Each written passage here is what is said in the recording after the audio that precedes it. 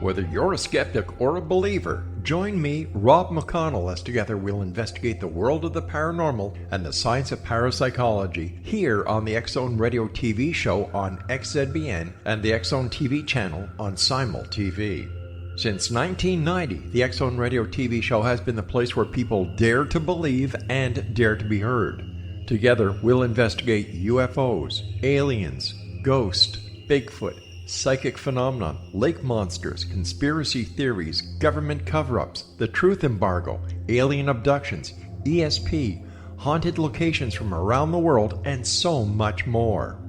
With over 28 years of broadcasting and more than 4,500 individual guests, the X-Zone is truly a place where fact is fiction and fiction is reality, as evidenced by the credibility, integrity, and professionalism of the guests that we bring to our international audience. If you have seen a UFO, had a close encounter, seen a ghost, Bigfoot, lake monster, or a story that you would like to share or have investigated, contact me, Rob McConnell, by sending me your email to xzone@xzoneradiotv.com, or you can call toll-free 1-800-610-7035, extension 143, and on Skype, X-Zone Radio TV.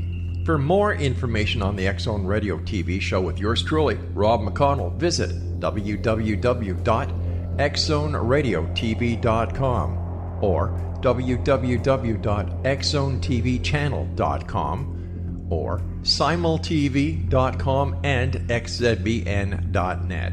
Until next we meet here in the X-Zone from our broadcast center and studios in Hamilton, Ontario, Canada, always remember, X-Zone Nation, keep your eyes to the sky and your heart in the light.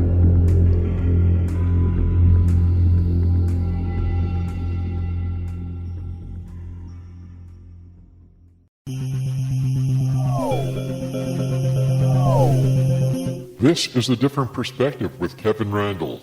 Kevin is a retired United States Army Lieutenant Colonel who has studied UFOs for more than 50 years. His military training has provided him with unique insight into military operations and UFO research. Kevin has investigated many of the most mysterious cases and has been consulted for dozens of documentaries and been interviewed on hundreds of radio and television programs about UFOs. Considered to be one of the leading experts on the Roswell UFO crash, Kevin has written more than 25 books about UFOs, including Roswell in the 21st Century and Encounter in the Desert, a re-examination of the Socorro UFO landing. Now here's the host of A Different Perspective, Kevin Randle.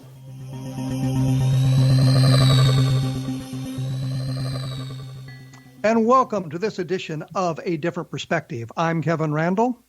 I am joined by Mike Rogers, he of Travis Walton fame, and a number of other interesting UFO investigations. Mike Rogers has worked in logging much of his life, even summers when he went to school. When he was 28, he had his own crew. In 1975, he and 6 other men in his crew, of which Travis Walton was a sawyer, had an encounter with a UFO and Walton's apparent abduction. After this all came about, Mike again working with his father on the logging projects and that sort of thing. In 1997, he was witness to the Phoenix Lights while standing on a hill near Prescott, Arizona. Before and after the lights, he operated a domestic tree service business, which he did very well. Ever since witnessing the Phoenix Lights, he conducted his own very thorough 22-year in-depth investigation into the lights, discovering numerous never-before-known realities.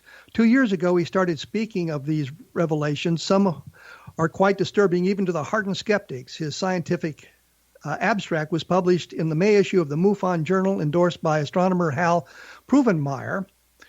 Mike Rogers, welcome back to A Different Perspective. You bet, Kevin. When we did the last program, I think we kind of left a little bit of the Travis Walton thing up in the air, and I thought we'd touch on that first, and then we'd get into the Phoenix Lights and talk about that. And one of the things we did not talk about before was, I'm sure you've talked about the abduction scenario, what happened to Travis after he was on the ship. And I wondered if you could tell us a little bit about what Travis might have related to you about that experience. Well, yeah. Over the years, he's relayed everything about it, and we talked about it a lot. Right after he was returned, there were people who, because Travis didn't come up with any time frame, they were thinking he was his experience aboard the UFO had lasted several hours. I demonstrated to him by going through everything that he had talked about from beginning to end until from the time he became conscious until he was rendered unconscious, that entire sequence went somewhere between 15 and 20 minutes in length. And then he realized that. And that came along a couple of years later. But, that meant that of the 5 days and some hours that he was missing, he was only conscious for just a few minutes of that time. And what he did experience was quite unique and very, very odd. And there was a lot of questions involved because unlike a lot of people who claim to have been abducted, Travis didn't have an awful lot of information. He didn't have anything to say about what they said because they didn't say anything to him. And he didn't get any impression of them giving him any mental telepathy or anything like that. He just expressed as best he could that sequence, and he's never added to it. And what did he experience? What did he see? Well, he woke up on a table, a metal table that he said looked metal. There was a light above him, and he became conscious quite slowly, but when he did become conscious, he realized that these were not doctors standing around him, which he had thought when he first was gaining consciousness. And when he saw that they were these little white-looking aliens, he became very, very excited. And in spite of his pain, he jumped up and started lashing out at them. He was trying to get out because there was a door on the other side of where they were, and he was like in a corner, and he started lashing out at them and yelling at them, and they actually eventually left the room and all went out at the same time and went to the right past the door. Well, he very quickly went out and to the left, and he went down this curving hallway, which was very tight and small. And the one thing he remembered was that it was very dim in there.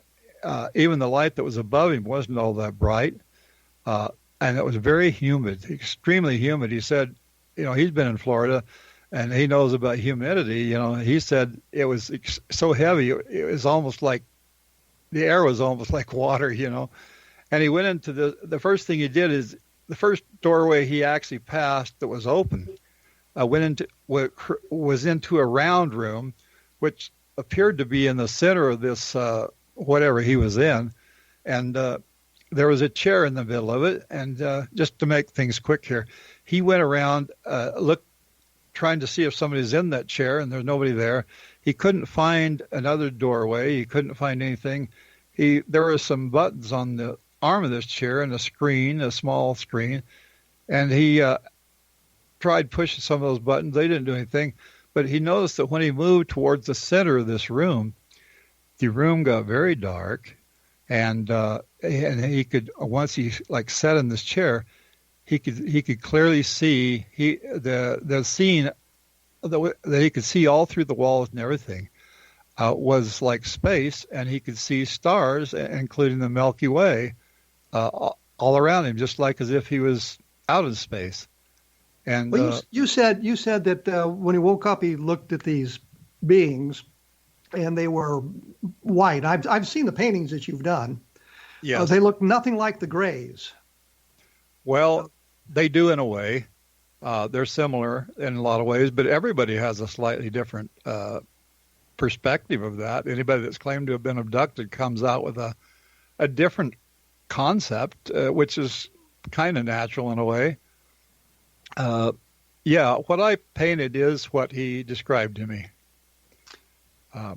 They were small, like 4 feet tall. They were white. They were more white than gray, although he did say they weren't exactly like stark white, and they did have big eyes. But they, every time because I'm an artist and I drew things, to me those extremely slanted eyes that they keep drawing are bigger and more angled, and they're alien eyes, and that's something that seems to happen in terms of artistry. When people start drawing things like that, they tend to exaggerate that, and I wasn't going to exaggerate. I drew it exactly as he described it.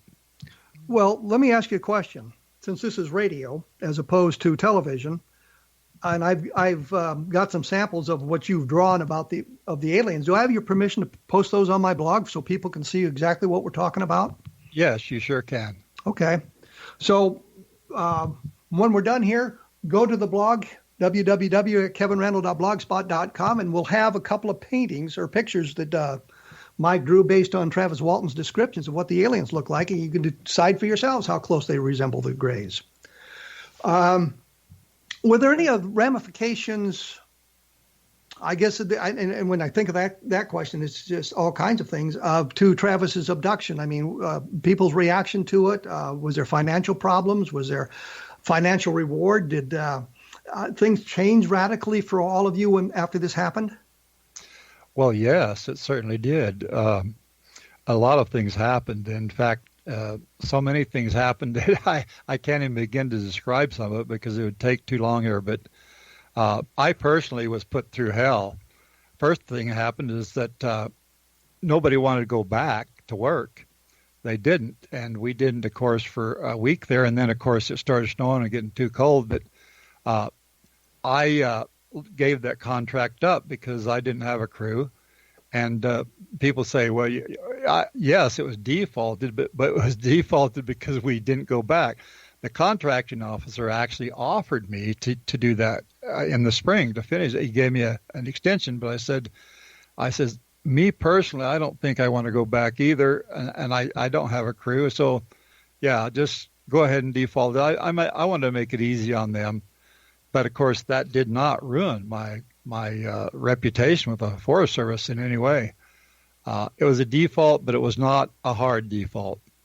So contrary to what Philip Glass had said, that you invented this whole story so that you could get out of your contract, that's really not the case. It was absolutely false. In fact, everything he said about it was false. Years later, as a matter of fact, in '93, right before the movie came out, I had contacted my previous contracting officer who lived in Logan, New Mexico at the time, and I asked him 7 pointed questions in an affidavit-style layout, and he answered those questions, and his answers to those questions just threw out every single thing that Phil Glass had said. Philip Glass had lied and made up everything. Well, let me interrupt you here because we're going to have to take a break, unfortunately. And I'll point out one thing. If you go to my book, Encounter in the Desert, and you can read about Philip Glass suggesting that Lonnie Zamora had made up the landing as in collaboration with the mayor of the town to create some kind of a tourist attraction in Socorro, New Mexico. So you can see that Philip Glass has a history of doing that sort of thing. There'll be pictures up on my blog at www.kevinrandle.blogspot.com. And when we come back, I promise you, we are going to talk about the Phoenix Lights, darn it. So we'll put an end to the Travis Walton stuff and talk Phoenix Lights when we come back right after this.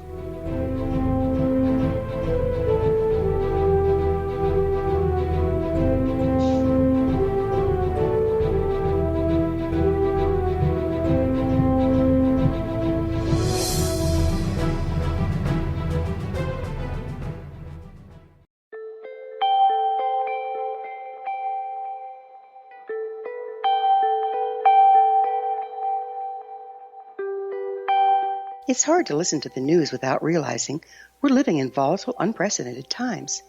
Yet never has there been such an opportunity to transform the human condition. As old structures fail, where can we find the guidance to co-create a better way?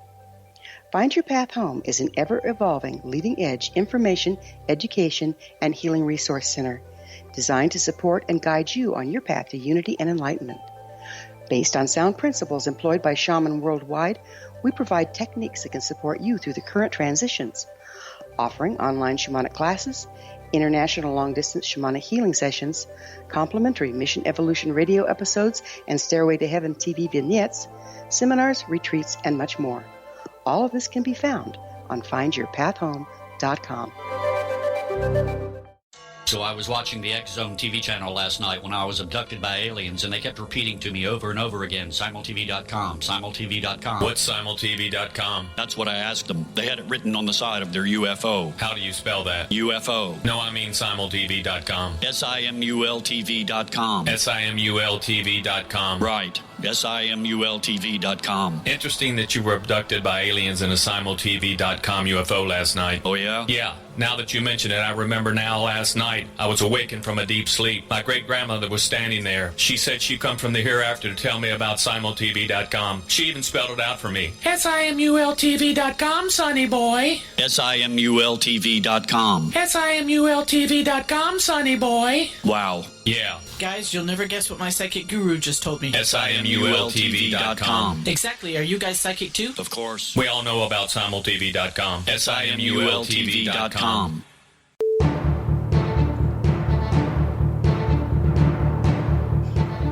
I am here with Mike Rogers. We had just wrapped up with the Travis Walton abduction. My God, I'm going to hold to that. We've wrapped up with Travis Walton. With any luck, we will have Travis Walton on the program here, and he can fill in some of the details that Mike couldn't give to us. Mike, I think I got more involved with Mike over this Phoenix Lights thing, and people had contacted me to do some kind of a discussion about the Phoenix Lights, and I had done some writing about this and knew a little bit about it, but not as much as Mike Rogers. Mike, you saw something on the night of, what was it, March something or other, 1997. Pardon me? March 13th. March 13th, 1997. What did you see? What was going on? Well, I was on my way to Phoenix to do some business, and I stopped by Prescott to see one of my friends who was originally in the logging crew, Alan Dallas, and he wasn't home.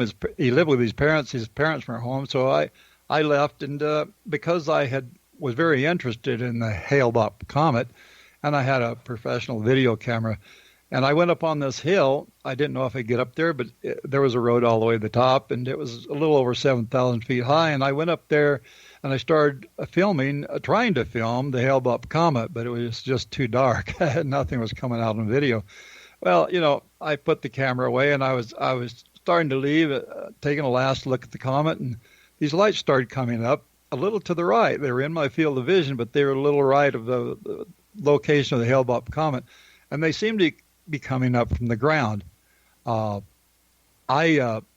sat there and watched that because the lights were rather bright, and I first thought there was some like a squadron of helicopters or something, but the lights never did change in their perspective to each other, and they were in a kind of a V shape, a chevron shape, coming towards me, and they got closer and closer and closer, and so that became quite exciting. And as they did come closer, and they didn't go directly over me, they went a little off to the right, and about that time I could see that these lights were not created by helicopters or any kind of a conventional flying machine. There was an actual connection to them. The leading edge of this thing, which is kind of wide, connected 7 lights. At first I could only see 6, and then eventually there were 7. By the time it went off to the right, it went back to 6, but I could tell that was because there were 7 lights, and they were aesthetic. There was a light in the front, and there were 3 lights down by the sides. And so when a light would go out, I could see that it was, which light. You could tell which light was out. And so but you're saying you saw a craft with the lights? It wasn't just lights; it was lights on a craft. Well, there was a solid thing that connected all these lights that was in a chevron shape. But I could also clearly see that there was something not nearly as dark as the thing that connected them all, not nearly as dark as the chevron, but there was something like a semi-solid substance that created like a delta wing. And as it went over to the right and then beyond, it looked like a delta wing, But I estimated through a thing I call snap triangulation, what I won't get into, It was a few thousand feet above my head, but it was rising, and it was moving to the south. It had first come out of the northeast, but then it was moving south, well, kind of south, and then it disappeared after a while. But I calculated its size to be 1/3 of a mile wide, and it went from somewhere around 8,000 feet when I first did that calculation, then to about 13,000 feet. And, of course, I didn't know elevation like that beyond that, but I also was able, through that same method, to calculate its speed, which was somewhere between 65 and 75 miles per hour. And, I then chased it. I got in my truck and I took off and I did a little speeding going down the interstate there. I came close to catching up to it, but when I did get within sight of the valley and I stopped on a hill there near Anthem, Arizona, and I couldn't catch up to it, and I wasn't going to speed down the valley. I knew I'd get caught, so I just sat there and watched it as it slowly went over South Mountain. Now later on, was it heading in the direction of Phoenix? Well, it went right over the top of Phoenix. In fact, South Mountain is directly to the south of Phoenix, kind of the border, and it went over the east end of South Mountain. And then after that, I couldn't see it anymore. So this could account for some of the sightings seen in Phoenix on March 13th. Yes, as a matter of fact, in all the research that I've done, and I've done a very thorough investigation. In fact, it's been like a 22-year project from my initial experience until the present. And I've done quite a bit of writing about it, and I've done a lot of shows about it. Specifically, what were you asking? Well, no, I was just wondering, because I'm not that familiar with Arizona, and I think many people are not, because we don't live there. I know where Mesa, Arizona is, and I know where Weaver's Needle is, and I bring that up only for those of you who are interested in lost gold mines, because that's the starting point when you search for the lost Dutchman's mind. But I've always thought there were basically two events. One was the lights that they had all the videotape of, and then there was this other event where there was an actual object that was flying around in Arizona at the time, and some people saw this triangular shaped or this chevron shaped object as you talk about, and some people just saw lights. And it's clear to me that some of the sightings, I think there was a sighting of aircraft flying formation, and there were some sightings of flares, and I think it's pretty well established that they were flares. But then there was this other group of sightings that don't fit into that category. So I always kind of categorized it as two events. What do you think about that? Well, as quickly as I can, let me set the whole thing straight for you. Okay. Because there is an awful lot of misconception in all that, a great deal of it.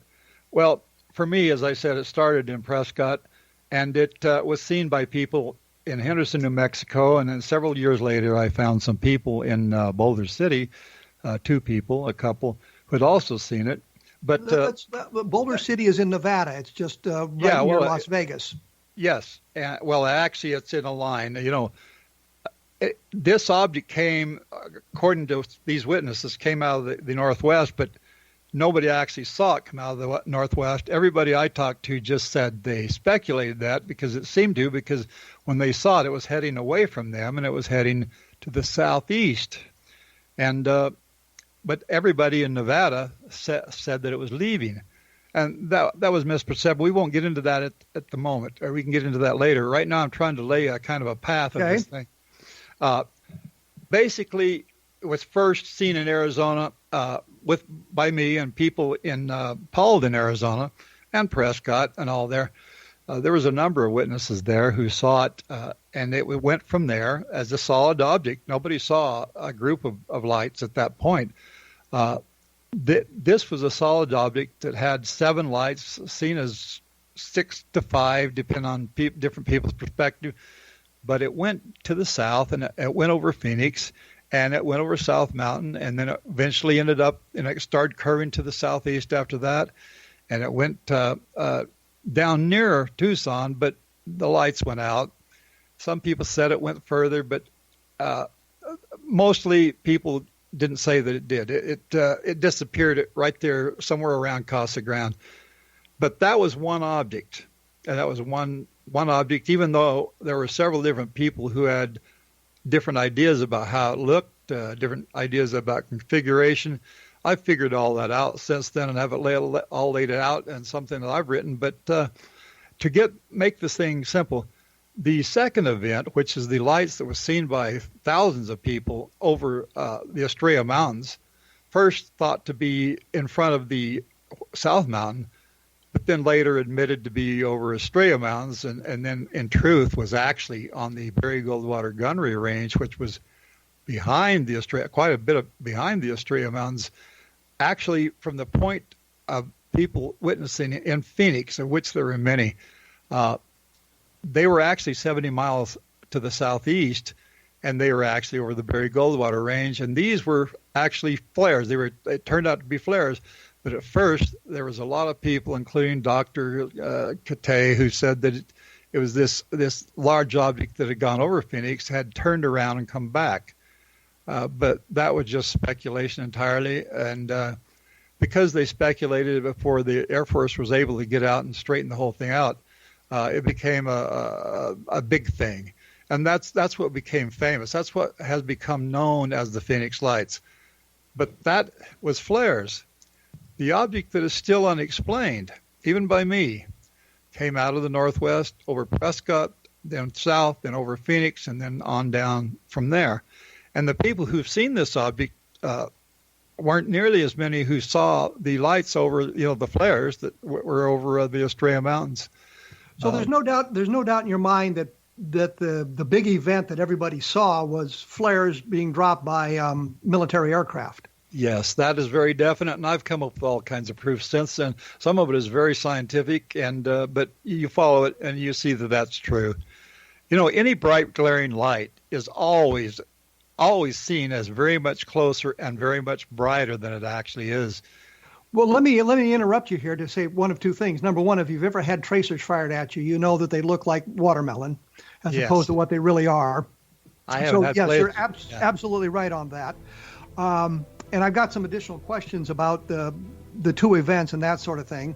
So we will take our break, take a look at www.kevinrandle.blogspot.com. And as we promised, we'll have some pictures up there of the creatures that Travis Walton saw so that you can take a look at that. We will be back right after this with Mike Rogers, and we'll be talking more about the Phoenix Light. So stick around.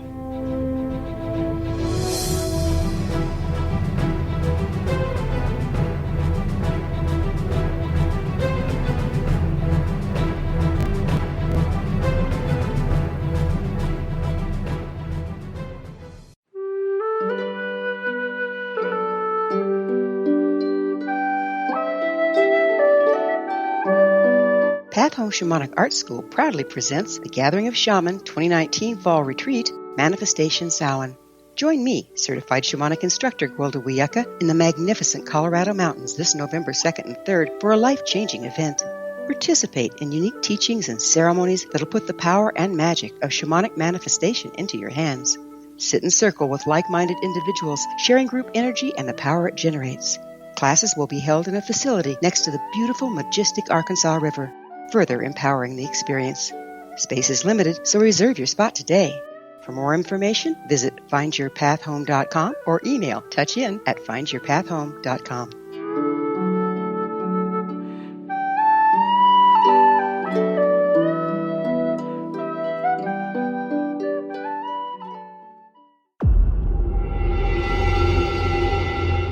Whether you're a skeptic or a believer, join me, Rob McConnell, as together we'll investigate the world of the paranormal and the science of parapsychology here on the X-Zone Radio TV show on XZBN and the X-Zone TV channel on Simul TV. Since 1990, the X-Zone Radio TV show has been the place where people dare to believe and dare to be heard. Together, we'll investigate UFOs, aliens, ghosts, Bigfoot, psychic phenomenon, lake monsters, conspiracy theories, government cover-ups, the truth embargo, alien abductions, ESP, haunted locations from around the world, and so much more. With over 28 years of broadcasting and more than 4,500 individual guests, the X Zone is truly a place where fact is fiction and fiction is reality, as evidenced by the credibility, integrity, and professionalism of the guests that we bring to our international audience. If you have seen a UFO, had a close encounter, seen a ghost, Bigfoot, lake monster, or a story that you would like to share or have investigated, contact me, Rob McConnell, by sending me your email to xzone@xzoneradiotv.com, or you can call toll-free 1-800-610-7035, extension 143, and on Skype, X Zone Radio TV. For more information on the X Zone Radio TV show with yours truly, Rob McConnell, visit www.xzoneradiotv.com or www.xzonetvchannel.com or simultv.com and xzbn.net. Until next we meet here in the X Zone from our broadcast center and studios in Hamilton, Ontario, Canada, always remember, X Zone Nation, keep your eyes to the sky and your heart in the light.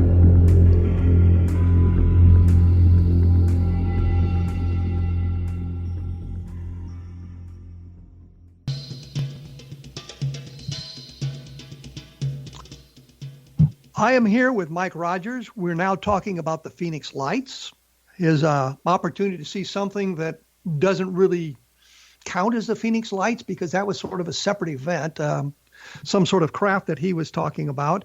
And when we went away, we had been discussing the flares, I guess, dropped by military aircraft on the gunnery ranges that I guess dot that area of Arizona. So there's no doubt in your mind that some of the sightings that people talked about, the really great sightings and the videotape that we have of that sort of thing was of military flares. Yes, that was the big event that became known internationally as the Phoenix Lights. But that was flares. I can guarantee you that. I mean, there's just too much documentation. There's just too much to say that was flares and directly, because the Air Force, military has come out more than once to say that. And they didn't at first, and that's what created all the fervor and created the term, the Phoenix Lights. But there's still unexplained, this thing that started in the Northeast and went down across Arizona and eventually went dark somewhere around Casa Grande. Let me break in here because I want to make it clear or state me, people not believing the Air Force about their solutions to a UFO sighting. I mean, you can understand why people would be skeptical of an Air Force explanation, given all the bizarre explanations they gave after 22 years of studying UFOs. Yes, well, that's why I went into so much in depth in explaining that myself. And when we were cut off there, break, I had made the statement that bright glaring lights will always appear much closer and much brighter than they really are. And one thing that shows that very clearly, anybody can do this. You go down a section of highway, especially a long straight section, and you look at lights a mile away, approximately a mile away. Those lights will actually engulf, completely hide their host vehicle. A semi-truck will have lights that look huge at a mile away. In fact, they're so huge, like you say, they will completely engulf and hide the host vehicle. The whole truck disappears in the size of those lights. And it's the same all the time. It doesn't matter. In fact, the further away a bright glaring light is, the more large it will appear. If you look at lights on the highway that are 5 miles away, they appear hundreds of times larger than they really are. And that can be tested. Anybody can do that. And that's true of all light. Any bright glaring light, same thing. Well, people saw these bright glaring lights, which were flares, but no, they don't want to believe that. You know, if you're a UFO believer, you're just going to believe that it was an extraterrestrial vehicle, and that's all they care about. Reality just doesn't matter in that case. And believe it or not, skeptics don't believe in anything but airplanes for the first event. The first event being the thing that I've described, you know, coming out of Prescott area and going south and then eventually disappearing across the ground. That's a totally separate incident. And that incident has been thought of by many people, having many different perspectives, creating for the people who investigate, especially like Peter Davenport, who has written extensively on that. He claims that means that there were several different events, but there weren't. There was one event, and there's reasons for that. Well, I think when Peter's talking about several different events, you and I have talked about two separate events here, which is the craft that you witnessed and the flares. And I think there were other things going on that night as well that were misidentified, because there's one fellow that talked about that he saw a series of lights in a formation. And when he turned his telescope on it, because he was out there looking for Hale Bopp as well, he was able to resolve them as airplanes. So we've got things going on in the sky that are mundane but have been misinterpreted by a lot of people. Well, the Phoenix skies and Tucson skies are always filled with an abundance of moving bright lights. That's created the problem. And this guy, Mitch Stanley, that you're talking about, that saw these airplanes through, he saw them through telescope. Well, the problem with that is they had to be airplanes, because there's an abundance of lights to be seen in the Phoenix skies at any given moment. And he saw that. So the people who decided that, like Tony Ortega, who's the only one actually who has done a truly skeptical take on the first event. Michael Shermer did a take on the second event, and he, of course, concluded they were flares, but that's what you'd expect. But they were, in my opinion. I think I was going to say we're in agreement with Michael Shermer, because we agree they're flares. We all agree that they were flares. Yes. The first event, however, which Stanley decided were airplanes, probably were, and there's a whole lot of proofs that they were airplanes, and that his sighting was completely separate from this other. Let's talk about the sighting of the object, the thing that you saw, as opposed to all the ancillary stuff. Right. Okay. Now you've said that I think at some point that you had calculated the winds aloft data, and how does that figure into all of this? Well, it fits in quite tidily. Tony Ortega swore that they were 400 miles per hour, that those lights were moving at 400 miles per hour, and they were airplanes, but he tied that into Mitch Stanley's sighting, which you'd expect from a skeptic, a hardened skeptic. Well, Tony Ortega completely ignored the wind, completely ignored the wind at the elevation of the object. And he completely ignored all the evidence about the sightings of the actual object, the first event object. And, because people are capable of two things, misperception and exaggeration, and that just creates all kinds of trouble. Everything I put together says that there was one solid object that had 7 lights that went from the Prescott area down across Arizona and then disappeared across the ground. And even though all those different perspectives, even though people like Peter Davenport put it all together and said, no, there were lots of different objects. There were lots and lots of different objects. Well, the funny thing is, his map, which he came out with not too long after the event, shows an established path. And the skeptics themselves, like Tony Ortega says, and he gives a point by point, all the way down, and it's right on top of the actual path of the first event object, as described by everybody. Well, you say how many people did you talk to that saw this object? Well, I've actually conducted that within a week or two after that. I conducted 18 separate interviews by myself, which were never given out to Davenport at all. So you talked to people at 18 separate locations, or 18 that witnessed this object? Not 17 separate locations, but 2 in Boulder City several years later, and most of them were within several days of the event itself. They're in Prescott and down along the highway, and then a few that were in Phoenix. And everything that Peter Davenport has collected I don't know how many there are exactly, but somewhere between 30 and 60. And I've tried to get him to give me all that data, but he won't do it. One thing he has told me very much about is the pilots that were scrambled, even though the Air Force won't admit to it. Pilots who themselves have risked their reputations badly by coming forward, and Peter Davenport has recorded a lot of that conversation directly. Did you talk to any pilots who had said they were scrambled? No. Only Peter Davenport has that information, but he has recordings, and there were several people on the ground, a couple of which I talked to, who saw scrambles. And there were lots of people who saw scrambles reported by Dr. Lynn Katay and others. There were jets scrambled that night, even though the Air Force says no. There were several, and the through Peter Davenport, the Air Force pilots who were sent to investigate this first event object that was over Phoenix and heading south was not. They said it was 9,000 feet above surface, which is exactly what I had already calculated based on what my own findings. And over the mountains, it was around 14,000 feet.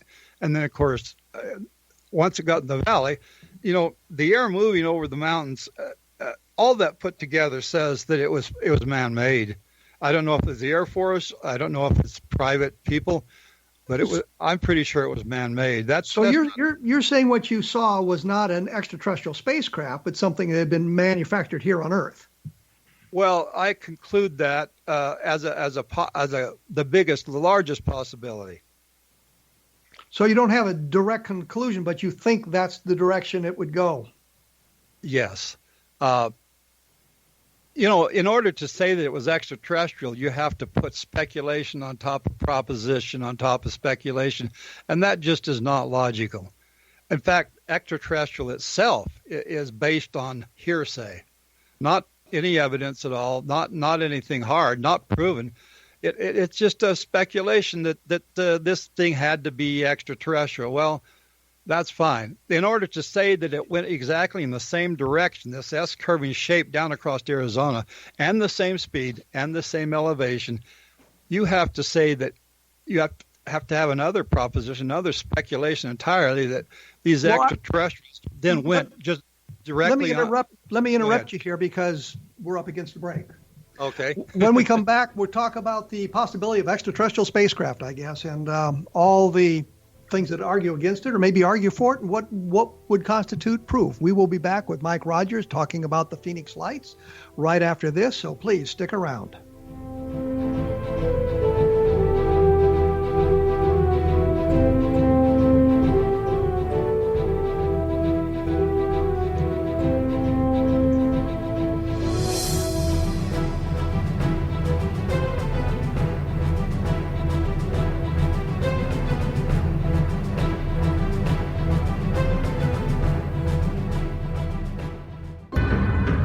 If you are looking for a safe, zero-calorie natural option to the harmful artificial sweeteners on the market today, Just Like Sugar is what you're looking for. Just Like Sugar is a wonderful natural alternative for those health-conscious people who choose a calorie-restricted diet with a great, pure, sweet flavor that tastes just like sugar. Just Like Sugar is a great natural option for people suffering from diabetes and may be useful in restricted diet programs where standard sugars are not allowed and does not cause a laxative effect of some other sweeteners.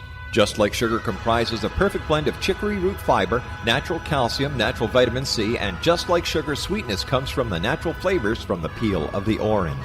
Just Like Sugar is a natural alternative to harmful artificial sweeteners and will change the way that you believe all natural sweetener products taste. Just Like Sugar is available at your local Whole Foods markets, Wild Oats markets, Henry's, Sun Harvest, and many other fine natural food stores in the U.S., Canada, and worldwide. They are here, and they've been here for thousands of years, making their presence known in the shadows. They might be seen by a lonely motorist on a deserted road late at night, or by a frightened and confused husband in the bedroom he is sharing with his wife. But who are they? What do they want? Why are they here? Perhaps most concerning, has the government been aware of their presence all along? The new book by L.A. Marzulli, UFO Disclosure, The 70-Year Cover-Up Exposed, delves into the world of UFOs. Can full disclosure be soon? Order now and receive a 3-hour and 37-minute DVD on the UFO phenomenon. UFOs are real. Get both the book and the DVD, a $40 value, for only $19.99. To order your book and DVD today, go to lamarzulli.net. That's LAMARZULLI.net. You have heard of the X Zone? Now watch it on Simul TV, plus 500 video games, live TV channels, free video on demand, worldwide, and more. Does this sound like tomorrow's television? Well, it is, but you can have it today, right now. It is Simul TV. Simul TV offers what the others only wish they could provide. 15 exclusive channels like X-Zone, Sci-Fi, and Horror. We are worldwide. No other provider offers that. 500 built-in video games. No need to have an extra expensive system. We have them included. Free video on demand. Live streaming events from around the world, interactive online network, and much more. Tomorrow's TV today. Simul TV. Sound too good to be true? Well, it's not. You can have Simul TV today. Sign up at simultv.com. Do it today.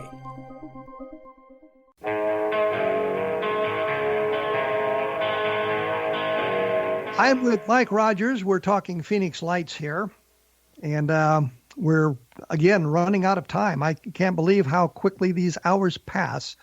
I had actually two questions for you, Mike. First of all, you said that you had been out there on the hill near Prescott with a professional quality camera. Did you get any photographic evidence?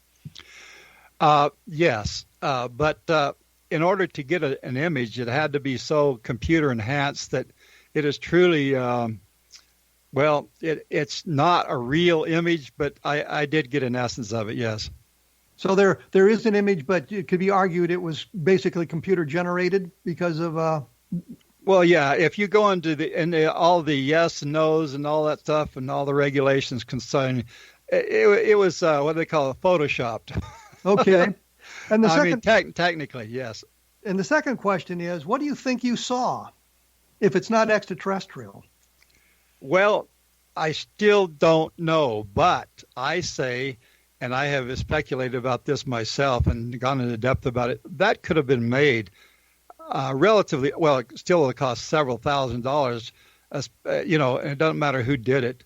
I think that it had something to do with the Air Force and the government because it looks to be very much to be something that was deliberate and for the purpose of getting public reaction.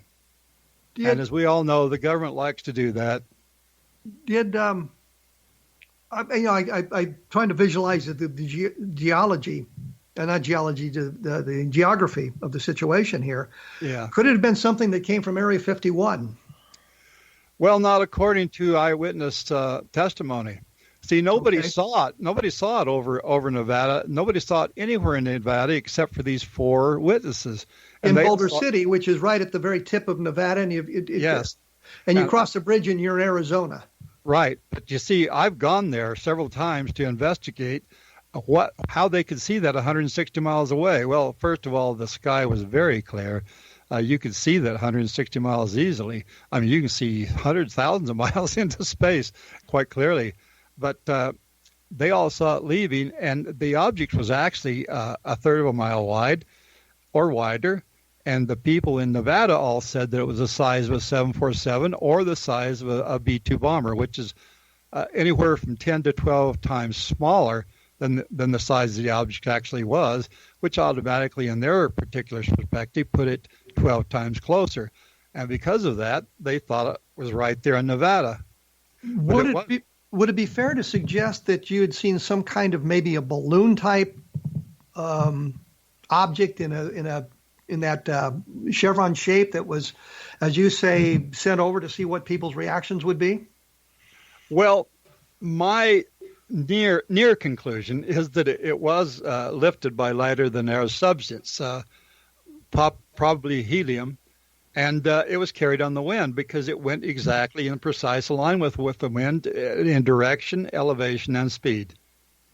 I'm assuming you looked at the winds aloft data. Absolutely. Yeah, Because I've got all that. Because the winds at the surface are always, well, not always, but many times significantly different than the winds at altitude. Actually, in this particular case, the surface winds and the high altitude winds were the same. Okay. This was the time of year when the winds in Arizona are at their highest. And I also believe that plays into this government project thing, trying to see what people are going to think of it, because they seem to be picking the worst day of the year for wind. And there's another thing that's very, very strange. The wind usually comes out of the southwest in Arizona, both the surface and the high altitude wind. But in this particular case, there was this thing where the wind just went right down over Arizona going south, and then bent back and then rejoined the jet stream, the low jet stream, towards the east. And that is very unusual. It's almost as if that bubble was created on purpose. You've said that you've published a great deal about this. Well, I've written a great deal about it, yeah. I have it all fined down into 27 pages that I have available, on my through the net. And how could we access that? Oh, I have a site. It's not a site, actually. It's just my email. It's mhrogers700 at yahoo.com. And I'll send, virtual, of course, the whole thing. But the 27 pages anyway, which has an awful lot of illustrations in it.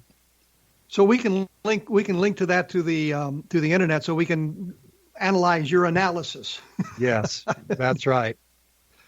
You said one other thing, and we're getting up to the end of the program, about evidence. I think there's a great deal of evidence suggesting an extraterrestrial presence, and it in the form of photographic evidence, radar traces, landing traces, interaction with the environment, gun camera films, military pilots' experiences, and that sort of thing. But now you're talking about in general, right? Not about the first event of the Phoenix Lights. I'm talking about in general. So when you made the comment, you're talking about specifically the first event then? Yes. Not about UFOs in general. So we're kind of on the same page there, that there's some very interesting evidence. Yes.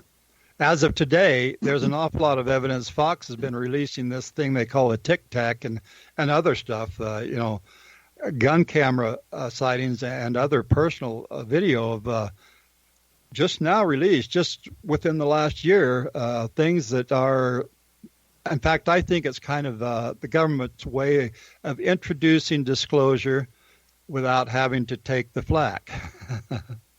But it's certainly making a lot of proof, heavy evidence anyway, for extraterrestrial.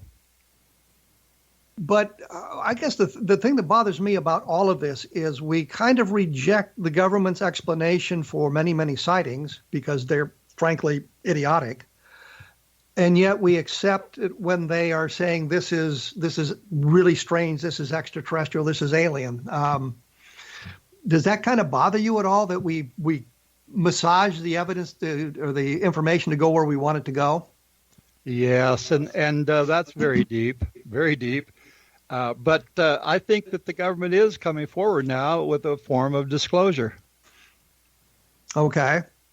So when we get back to the Phoenix Lights then, your theory, your belief is that there was an event that involved some kind of unidentified craft, but you believe this unidentified craft was terrestrially manufactured. It would be what I guess we would call a unidentified aerial phenomenon as opposed to an unidentified flying object. Yes. And that the majority of the interest in the Phoenix Lights was generated by flares and other activities going on over Phoenix on March 13th, 1997 that had nothing to do with that first event that we talked about. Right. The first event of the Phoenix Lights is still a mystery. Nobody has explained it, and the skeptics certainly haven't explained it, and that's where it sits.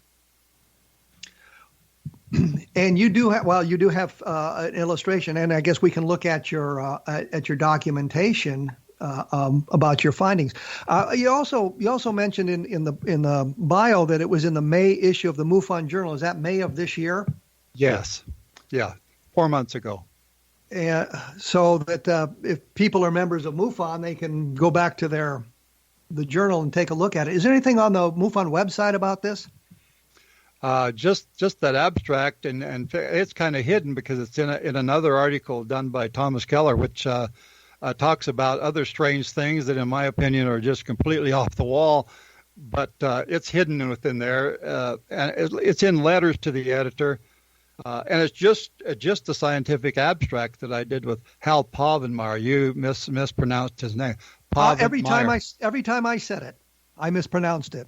So yes. I cop to that because I'm good at mispronouncing names. Ask anybody. Okay. There you go. I'll take your word for it. Mike, we're right up against the end here. I think we've had a couple of good discussions when we figure in the Walton abduction and the Phoenix Lights stuff as well.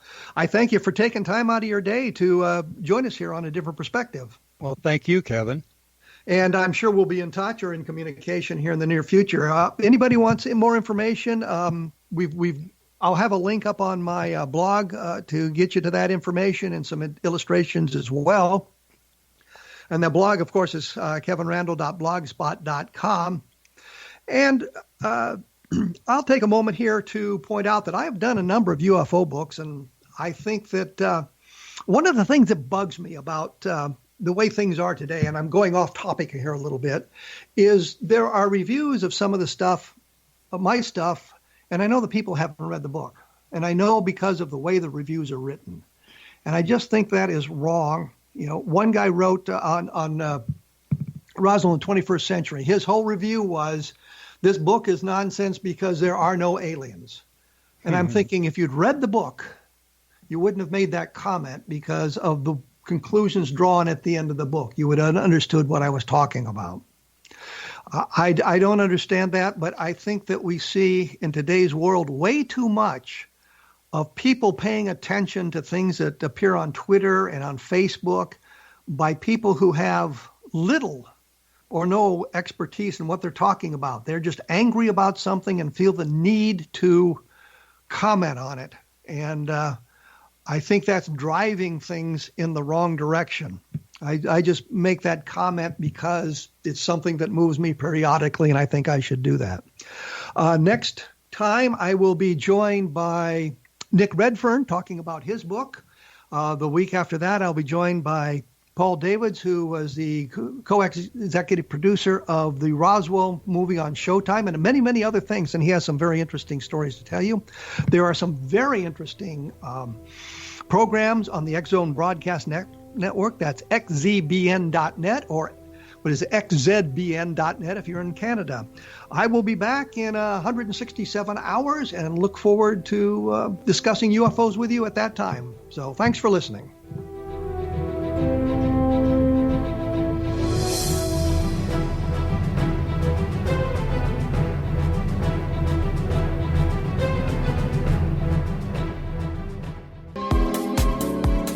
How would your life change if you could develop the business and personal skills that you need in order to make more money? Do you want to learn how to achieve your big life goals faster?